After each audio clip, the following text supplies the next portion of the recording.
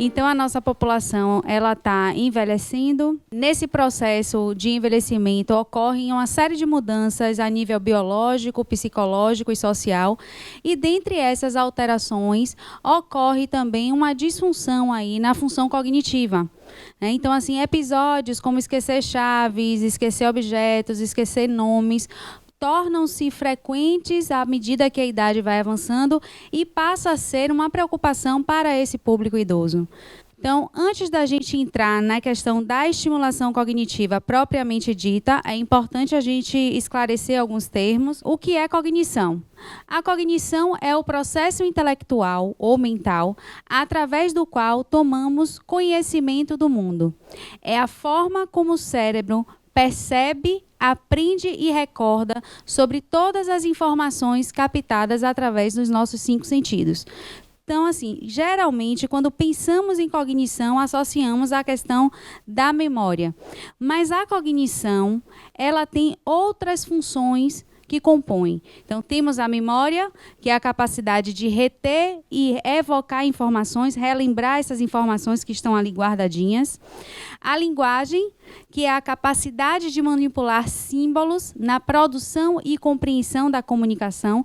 Então, a linguagem utilizamos quase a todo instante, seja ela falada, escrita, né, corporal. Então, a gente utiliza muito a linguagem. A atenção, que é a capacidade de selecionar informações. Então, conseguimos manter um foco em determinadas atividades, em determinados estímulos.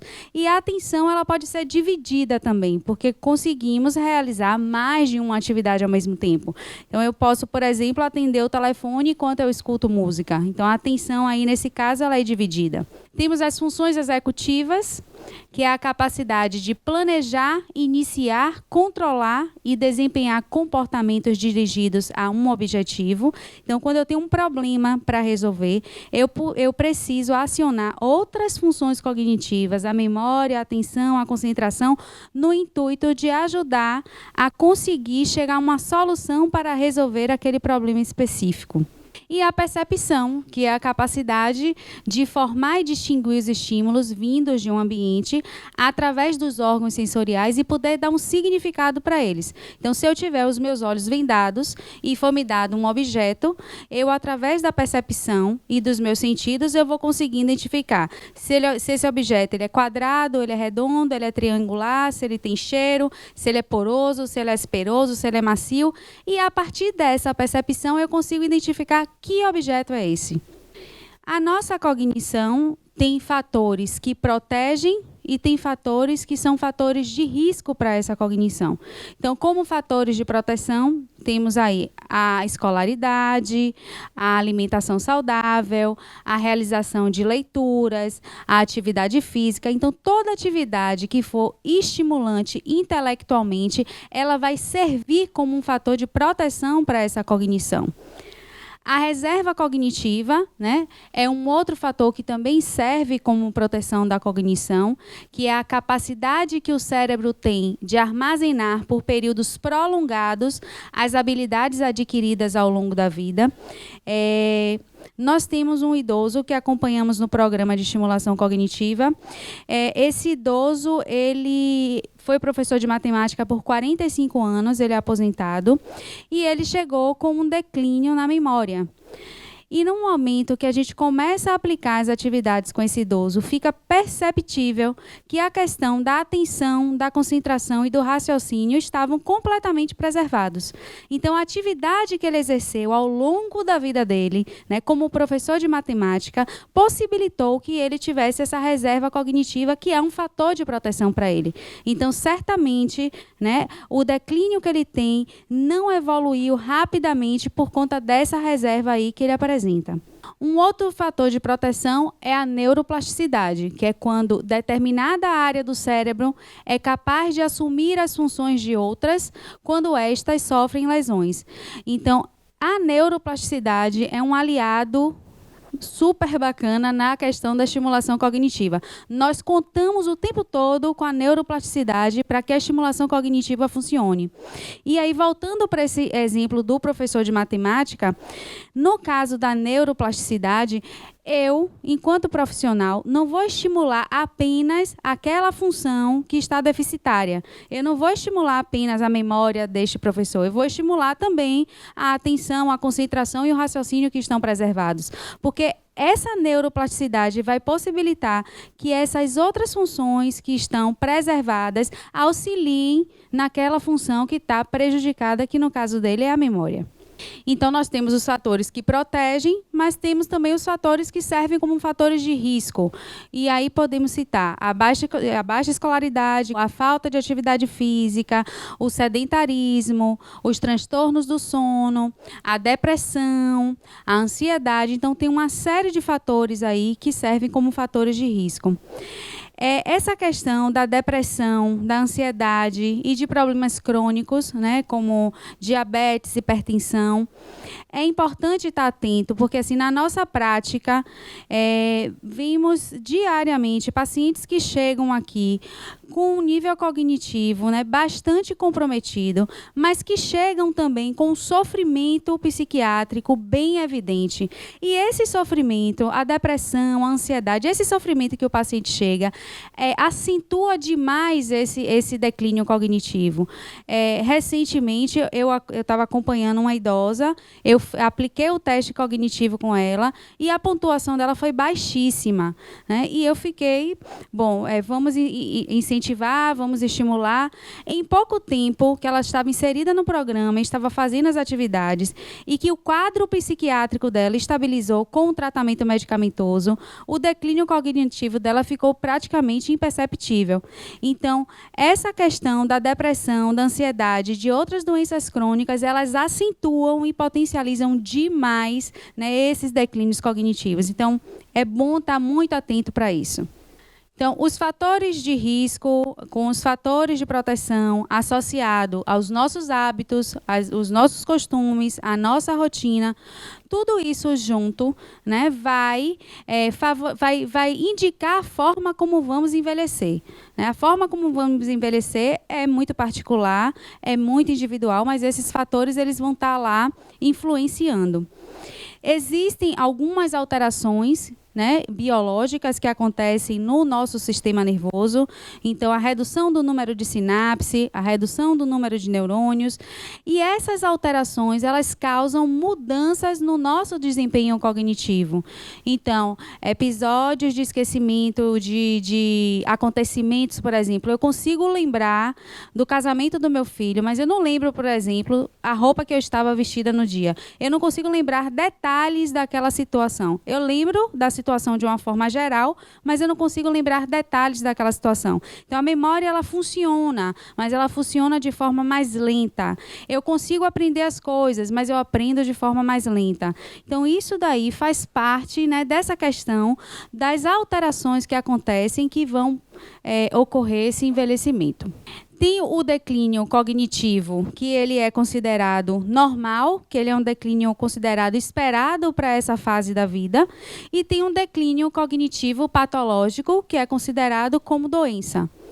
No declínio cognitivo normal, as pessoas com declínio cognitivo normal, elas conseguem manter suas funções diárias, apesar das dificuldades que elas apresentam. Então, eu tenho um problema na memória, eu tenho uma dificuldade na memória, ou na atenção, ou na concentração, mas eu continuo sendo uma pessoa ativa, eu continuo exercendo as minhas atividades diárias. No declínio cognitivo patológico, ele evolui para um comprometimento significativo da capacidade de gerenciamento da sua própria vida. Então, torna esse idoso, esse sujeito, dependente de familiares e cuidadores. Então, por exemplo, o idoso com declínio cognitivo normal, né, ele vê um objeto, por exemplo, uma escova de dente, ele naquele momento ele não consegue lembrar qual o nome daquele objeto, mas quando ele chega perto do objeto, ele sabe para que serve aquele objeto. Então ele vai pegar, por exemplo, a escova de dente e vai conseguir escovar os dentes. Aquele prejuízo que ele tem na memória não impede que ele realize aquela atividade de forma independente. No declínio cognitivo patológico, o idoso, ele olha para a escova de dente, ele não consegue lembrar que o nome daquele objeto é escova de dente e ele não entende para que serve aquele objeto. Então, ele vai precisar de ajuda de terceiros, de outras pessoas, para conseguir realizar aquela função. Então, ele vai perdendo progressivamente a questão da capacidade e da independência dele. Ele vai se tornando cada vez mais dependente de outras pessoas.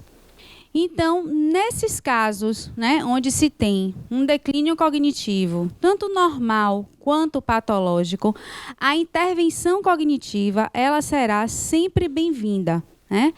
No declínio cognitivo esperado para o envelhecimento normal ou patológico, os indivíduos eles beneficiam-se sempre de uma intervenção na função cognitiva. Essas intervenções, hoje no mercado, nós temos uma série de intervenções cognitivas. Temos o treino cognitivo, a reabilitação cognitiva, a estimulação cognitiva. Temos lugares e equipamentos que oferecem esse tipo de serviço. Então, quanto mais cedo, mais precoce se iniciar uma estimulação, uma intervenção nessa cognição, melhores resultados vamos ter. Então, essas intervenções que eu acabei de falar, o treino, a estimulação, a reabilitação, elas têm se tornado, né, de grande interesse dos pesquisadores, porque são intervenções que, de fato, conseguem ter uma resposta, um resultado, causam uma resposta e um resultado. Então, essas intervenções, às vezes, associadas à medicação quando necessário, né, ou, às vezes, não precisa o uso da medicação, mas é feito também intervenção. Então, tem bons resultados. E o programa de estimulação cognitiva. A estimulação cognitiva, ela configura um conjunto de técnicas que tem por objetivos potencializar as funções cognitivas que encontram-se deficitárias ou substituí-las por outras que se mantêm preservadas. A estimulação o interessante da estimulação cognitiva é que a gente pode, com ela, trabalhar no sentido preventivo, né? Não precisa necessariamente já haver um declínio para que a gente comece a fazer uma estimulação cognitiva.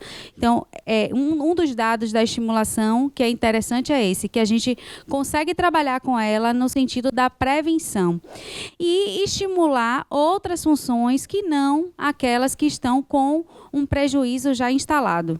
Então, se identificados e tratados logo cedo, a progressão dos comprometimentos cognitivos podem ser prevenidos e até mesmo retardados. Então, a estimulação cognitiva, ela preserva a autonomia e independência, ela previne as inabilidades, ela melhora a qualidade de vida, ela favorece a comunicação. A estimulação cognitiva, ela abre um leque de possibilidades, né, que são bastante interessantes. Como é que funciona? Primeiro, é necessário fazer a coleta de dados. Escutar o idoso, escutar a família, entender qual é a queixa, por que esse idoso chegou no serviço, qual a queixa dele, qual a função cognitiva que está prejudicada, o que é que ele não consegue fazer no dia a dia, que faz com que ele entenda que tenha um prejuízo cognitivo, qual a queixa da família. Então, primeiro é necessário fazer essa coleta de dados minuciosa, entender a história de vida desse idoso, entender a história ocupacional desse idoso, para poder compreender de que forma esse declínio, né, ele tem prejudicado no dia a dia. Realizar a aplicação de um teste cognitivo, e isso é de extrema importância. Hoje no mercado tem uma série de testes cognitivos cientificamente validados, Mini-Mental, MoCA, o Addenbrooke, tem uma série de testes que podem ser aplicados.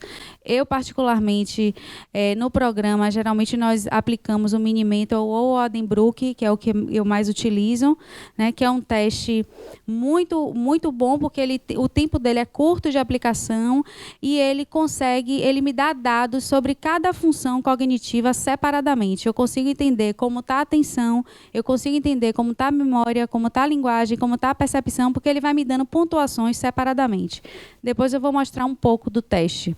Então, é importante aplicar um teste, entender que declínio é esse, se ele é leve, se ele é moderado, se ele é grave e qual a função que está sendo prejudicada, para ver como é que vai ser essa intervenção.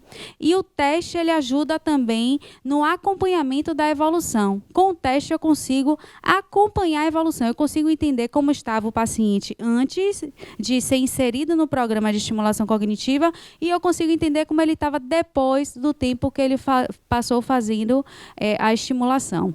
Aqui está o teste que eu falei, o Addenbrooke. A pontuação desse teste geral é de 100 pontos. A nota de corte dele aqui no Brasil é de 78 pontos. Então, abaixo de 78, isso indica que aquele idoso tem algum declínio, né? Neste caso aqui, esse teste foi aplicado com uma paciente em novembro de 2017. A pontuação dela foi de 64 pontos. Então, aponta para um declínio. Então, tem as funções aqui cognitivas separadamente e ele me dá pontuação para cada função. Nesse caso aqui, a fluência, né, é o que mais chama a atenção, porque a pontuação dela na fluência foi 0 e a pontuação total da fluência é 14. Então, ela não conseguiu nenhuma aqui na fluência. Então, a memória também, né, tem um prejuízo aí na memória. A pontuação é 26 e o dela foi 18. Então, o teste ele vai me dando esses dados, né, vai me dando ferramentas para que eu possa estabelecer como é que será esse programa. Então, a partir dos testes, a partir da coleta de dados, dessa conversa com a família e com o idoso, a gente vai definir o plano terapêutico desse paciente. O plano terapêutico ele é sempre personalizado, porque nós vamos criar o planejamento de acordo com a demanda que o idoso traz, com a demanda que a família traz, com as dificuldades que ele apresenta para fazer as atividades da vida diária. Então, é criado um planejamento terapêutico individualizado e personalizado. Aqui eu defino se o acompanhamento dele vai ser domiciliar ou se vai ser ambulatorial. Eu defino quantas vezes na semana é necessário atender esse idoso, se são 2, se são 3 vezes na semana, se são todos os dias. E defino também quais atividades que vão beneficiar esse idoso com as questões que ele traz. O acompanhamento multidisciplinar também é outro dado importante na estimulação cognitiva, porque cada profissional, com seu olhar, com sua especificidade, ele vai trazendo seus elementos e vai complementando nesse processo. A aplicação das atividades, a gente define o tempo que ele vai ser acompanhado. No nosso programa, nós definimos que um tempo mínimo é de 4 meses. Alguns estudos falam de 3, 2 meses. Nós definimos 4 meses como um período satisfatório mínimo. Então, durante 4 meses, ele será acompanhado. Ao final desses 4 meses, reaplicamos o teste e definimos um novo plano terapêutico, um novo projeto terapêutico a partir do desenvolvimento dele durante esses 4 meses.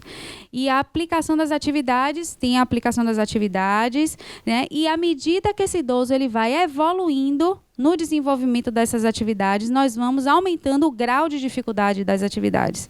Então, é importante ter um profissional especializado, porque ele acompanha, ele vai verificando as atividades que vão melhorar aquela disfunção cognitiva que o idoso tem, que ele vem apresentando. A orientação dos familiares e cuidadores, isso é muito importante. A família é parceira, né, nesse processo. Não adianta o idoso ele ser inserido em um programa de estimulação cognitiva, ele está inserido em um ambiente onde ele é estimulado o tempo todo e quando ele volta para o seu domicílio, ele perde tudo que ele ganhou nesse ambiente estimulante. Então, assim, é necessário orientar as famílias e os cuidadores para que esses cuidados, né, que esse estímulo que ele recebe dentro desse ambiente terapêutico, isso seja estendido para casa.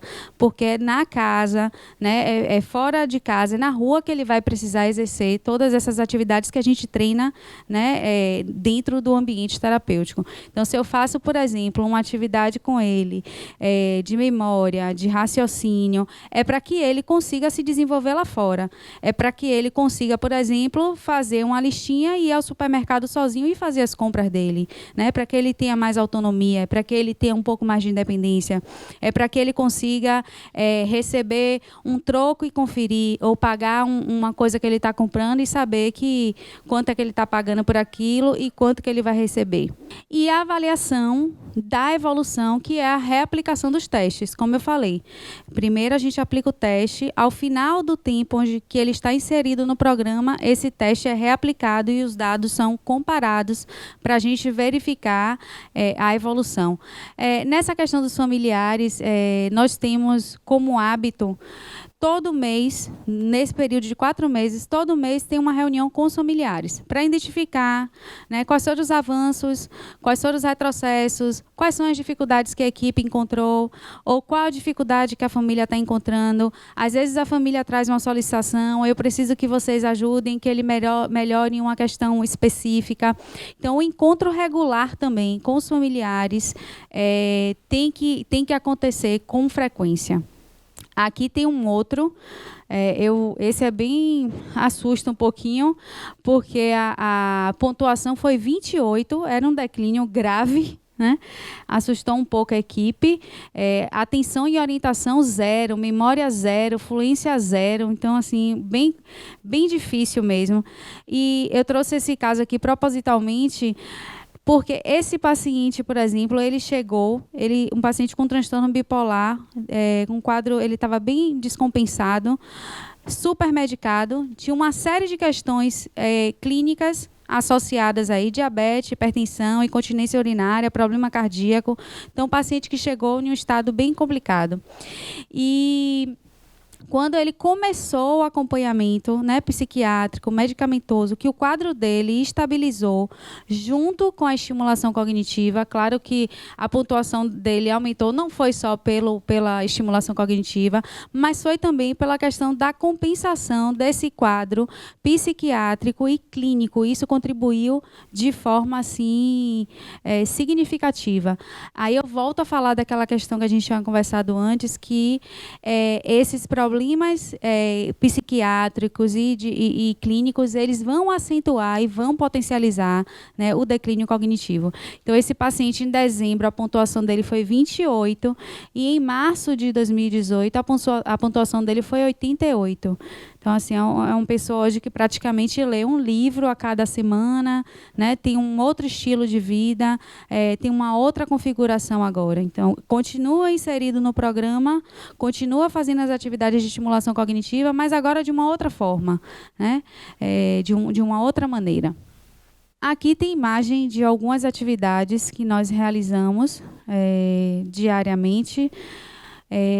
Então, tem atividades que trabalham a atenção, o raciocínio, a concentração, a memória visual. Utilizamos muito também a arte, a música.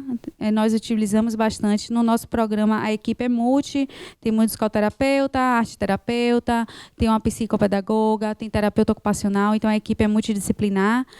A música é interessantíssimo também no programa de estimulação cognitiva, porque a memória musical é uma das que a gente demora mais de perder. Então, tem pacientes, por exemplo, que não conseguem lembrar do próprio nome ou de outras coisas, mas quando começa a tocar aquela música, ela consegue cantar a música. E isso é muito, muito emocionante, inclusive, né? Então, tem aqui algumas atividades. Mais algumas atividades. Os jogos também são importantes nessa questão da estimulação cognitiva. Esse jogo trabalha bastante a questão do raciocínio e a gente tem resultados bons. O nosso cérebro, ele comanda nosso corpo, logo precisamos estimulá-lo ao máximo para que ele continue funcionando satisfatoriamente. Essa máquina, que é o nosso cérebro, ela não pode parar. Então, assim, eu finalizo falando isso, assim, da importância da gente estar se envolvendo em atividades onde a gente esteja o tempo todo fazendo esse estímulo. Quando a gente vê que o idoso idoso, ele não está muito bem, que tem algum prejuízo, não podemos associar isso. É normal, vai ser assim, vai progredir, vai demenciar. Não. É nesse momento aí que nós precisamos fazer algum tipo de intervenção. Porque se nós fizermos a intervenção no momento certo, a gente consegue prevenir, a gente consegue retardar, né, esse declínio que ele vem apresentando, para possibilitar para ele que ele tenha um pouco mais de qualidade de vida. Então, essa é a minha mensagem para vocês, certo?